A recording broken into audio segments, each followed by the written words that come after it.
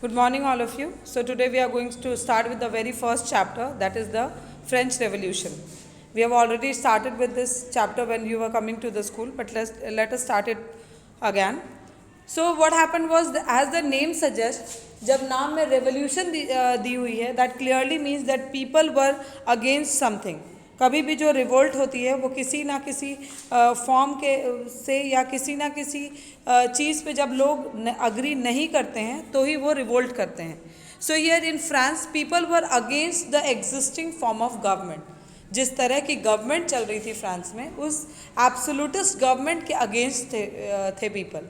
And this was all because of the social setup of France. France में अगर आप French society देखेंगे तो उसमें before acceptance of constitutional monarchy जो फॉर्म ऑफ सोसाइटी थी वो बहुत डिफरेंट थी. So basically if you see just go to your second page, देखिए यहाँ पे एक चार्ट दी हुई है जहाँ पे लिखा हुआ first state, second state and third state. So first state were basically the clergy. जैसे हमारे इंडिया में भी वर्ण सिस्टम फॉलो हम करते हैं, ब्राह्मण, क्षत्रिय, वैश्य, शूद्र, ठीक है. बिल्कुल उसी तरह वहाँ भी कैटेगरी डिविजन्स थी. They were clergy, nobility and common people. So clergy were the people who basically were the priestly class, जो चर्चेस में होली प्रेयर करते थे. वो लोग जो थे वो प्रीस्टली क्लास थे and they were under the clergy, they were called as clergy. That means they were among the top citizens of France. France में अगर किन्हीं लोगों को सबसे ज़्यादा पावर्स दी गई थी तो वो थे क्लर्जीज को. Next were the nobilities, nobles. राजा के साथ जो कोर्ट में लोग बैठते हैं, they were called as nobles. So second preference was given to nobilities. Nobles को सेकेंड प्रेफरेंस मिली थी. They were the people who enjoyed lots of powers and opportunities. Now third were the people, they were called as the commoners. ठीक है, ये common लोग थे. ये ऐसे लोग थे जिनके पास ना ही बहुत पैसे थे, ठीक है, ना कोई पावर्स थी. So in French society what was the setup like, if you see, France में फर्स्ट टू स्टेट्स जो थी, first state and second state, that is clergy and nobility, they were not suppose to pay any taxes. उन्हें कोई taxes नहीं भरनी होती थी. उनकी जितनी भी एक्सपेंडिचर थी वो स्टेट बेयर करती थी. That means third state people were the only people who is to pay taxes.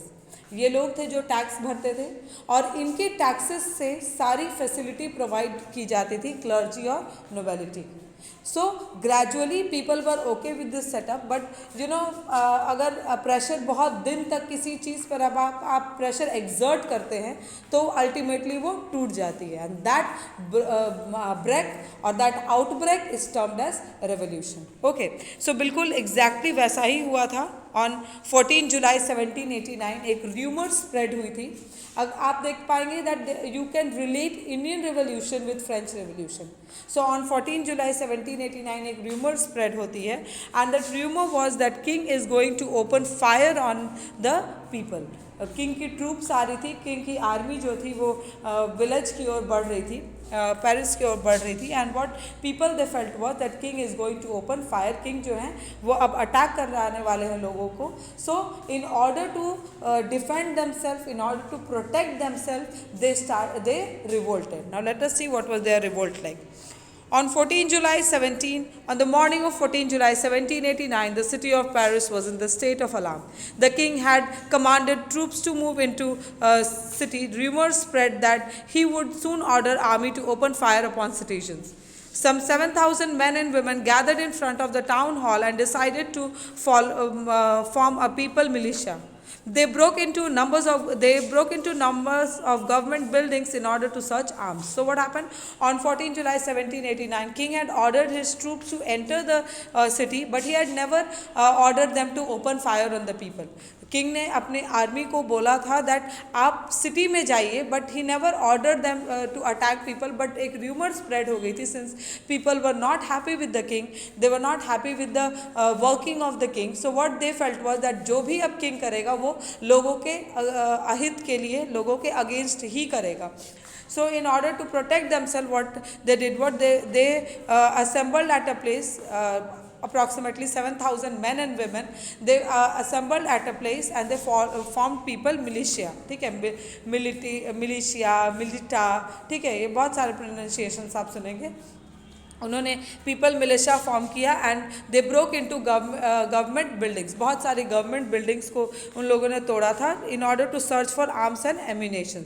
Finally a group of several hundred people march towards eastern part of the city and storm the fortress prison the Bastille, where they hoped to find hoarded ammunitions. In the armed fight that followed, the commander of Bastille was killed and the prisoners released. Though there were only 7 of them, yet the Bastille was hated by all because it stood for the despotic power of the king. The fortress was demolished and the stone fragments were sold in the market to all those who wished to keep a souvenir of its destruction. So what happened was that people finally they attacked the Bastille. That was the fortress prison. ये उस समय का jail था जहाँ लोगों को रखा जाता था पनिशमेंट मिलने के बाद. कैसे जेल होती है अभी की, बिल्कुल वैसे ही जेल था जहाँ लोगों को रखा जाता था.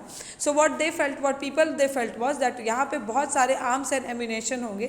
सो they attacked and in this fight the commander of the Bastille, जो भी उस समय का इंचार्ज था, उसकी डेथ हो जाती है. और लोग जो थे उन्होंने जितने भी प्रिजनर्स थे उन्हें सब उन लोगों को प्रिजनर्स को रिलीज़ कर दिया. At that time there were 7 prisoners. They were released and the stone fragment जो टूटे हुए पार्ट्स थे बास्टाइल के, it was sold in market as a souvenir of its destruction. People were very happy that for the first time they had mustered up their courage. They had fought against the king.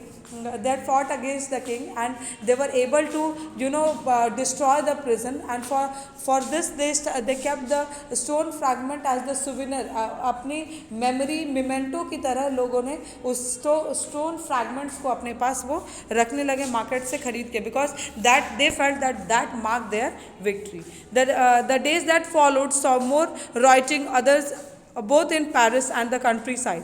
Most people were protesting against the high prices of the bread. Much later, when historians look back upon this time, they saw it as the beginning of the chain of events that ultimately led to execution of the king in France. Though most people at that time did not anticipate this outcome, how and why did this happen? So, and now storming of the Bastille or 14 July 1789 did not mark the end of the French Revolution. Rather, it was the beginning of the French Revolution. उसके बाद the series of events हुई बहुत सारे जगहों पे, ना ही Paris में बल्कि कंट्री साइड्स में भी बहुत सारी revolts start हो गई. People they started revolting for every small thing. Mostly people were revolting against the high prices of the bread की जो high prices थे उसके लिए वो revolt कर रहे थे. And later this storming of the Bastille was taken as an inspiration by the others in the entire continent, and people